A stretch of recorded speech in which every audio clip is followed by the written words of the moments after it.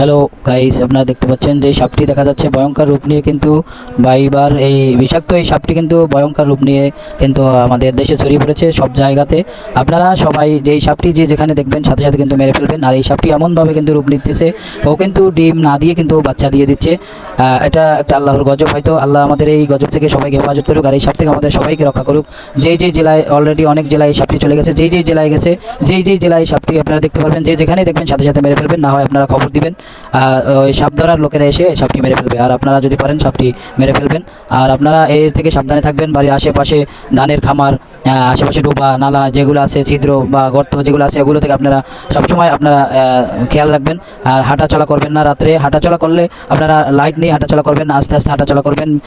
বলা যায় না কোনখানে কখন থাকে, আর আল্লাহ পাক কার মৃত্যু কীভাবে লেখে তাও তো বলা যায় না। হয়তো যার হায়াত যতটুকু সে ততটুকু পর্যন্ত থাকবে। তো এই জন্য আপনারা সাপটি চিনে নেন যে সাপটি কীভাবে কোনখানে কীভাবে থাকে। ভিডিওটি দেখে আপনারা ভিডিওটি শেয়ার করেন, সবাইকে ভিডিওটি দেখার সুযোগ করে দেন। আর এই ভিডিওটি দেখে আপনারা বুঝতে পারবেন যে সাপটি কীভাবে বা সাপের কীভাবে চেহারা, সাপটি কীভাবে রূপ নিচ্ছে, সাপটি কীভাবে বাচ্চা দিচ্ছে। তো আপনারা সব কিছু দেখে আপনারা বিবেচনা করে ভিডিওটি শেয়ার করেন, সবার কাছে আপনারা ভিডিওটি শেয়ার করবেন। সাপটি কিন্তু আমাদের বাংলাদেশের নয়, যেহেতু বাইরের রাষ্ট্রে যে বন্যা হয়েছিল, বন্যার কারণে কিন্তু সাগরে বেশে কিন্তু আসছে এই বাংলাদেশে।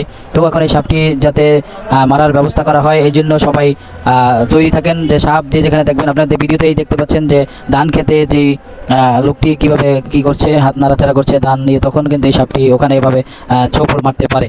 তো দেখতে পাচ্ছেন যে এই দুটি কীভাবে সাপটি মেরে ফেলছে। তো আপনারা এই জন্য আপনারা সতর্ক থাকবেন এই বিষাক্ত সাপ থেকে, ভাইবার এই বিষাক্ত সাপটি থেকে। আল্লাহ পাক আমাদের সবাইকে এই বিষাক্ত এই সাপটি থেকে আল্লাহ পাক আমাদের হেফাজত করুক। আর আপনারা সবার জন্য দোয়া করবেন, আল্লাহ যেন এই বিষাক্ত ভাইবার সাপ থেকে আল্লাহ পাক আমাদের বাংলাদেশের সকল মানুষকে যেন হেফাজত করে। আর এরকম আশেপাশে যাতে এই গারুলি যারা আছে তাদের নাম্বার সংগ্রহ করে রাখবেন। আর সাথে সাথে আপনারা এরকম মেডিকেলে নিয়ে যাবেন, চিকিৎসার মাধ্যমে সুস্থ হওয়া সম্ভব হায়াত থাকে যদি।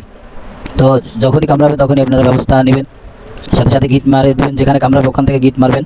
গিট মারার পরে আপনারা আপনার চিকিৎসার মাধ্যমে কিন্তু আপনারা চলে যাবেন চিকিৎসার জন্য। আর ভিডিওটিও আপনারা বেশিরভাগ আপনারা শেয়ার করেন বেশি। আর ডাক্তারের পরামর্শ নিন যে এই সাপে কামড়ালে কী হয় বা কী হতে পারে, মানুষ মারা যায়। আর এই সাপটি এমন বিষাক্ত সাপ যে সাপটি আপনারা দেখতে পাচ্ছেন, এই সাপটি কিন্তু কামড় দেওয়ার সাথে সাথে কিন্তু মানুষ মারা যাচ্ছে।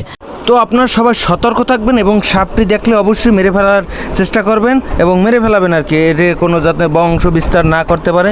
তো সবাই সাবধানে থাকবেন এই কামনা করি। আর যারা মাঠে কাজ করেন তারা বড় বুট জুতা কোয়ালিটি থাকলে এই জুতা পরে কাজ করবেন এবং জিন্সের মোটা প্যান্ট এগুলো নিয়েই মাঠে নামবেন আর কি। সবাই সতর্ক থাকেন।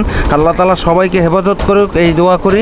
এবং যারা মাঠে ঘাটে রাস্তাঘাটে এটা তো বেশি গ্রাম অঞ্চলে বেশি আর কি, এবং আমাদের পিরিজপুর শুনছি, পিরিজপুর ভাগেরহাট এখানেও বিস্তার শুরু করছে আর কি। না জানি আল্লাহ তাআলার এটা কি গজব, এরকমের তো কোনোদিন শুনি নেই এত উৎপাত আর কি। আর এই রাসেল ভাইপার এটা তো ভয়াবহ, এই সাপটা যে এত বিস্তার আল্লাহ জানে। তো আজকে ভিডিওটা এই পর্যন্তই। ইনশাল্লাহ ভালো থাকবেন এবং পাশে থেকে চ্যানেলটা সাবস্ক্রাইব করবেন এবং ফলো করবেন। আল্লাহ হাফেজ, সালামু আলাইকুম। সবাই ভালো থাকবেন। এই পর্যন্তই আজকে।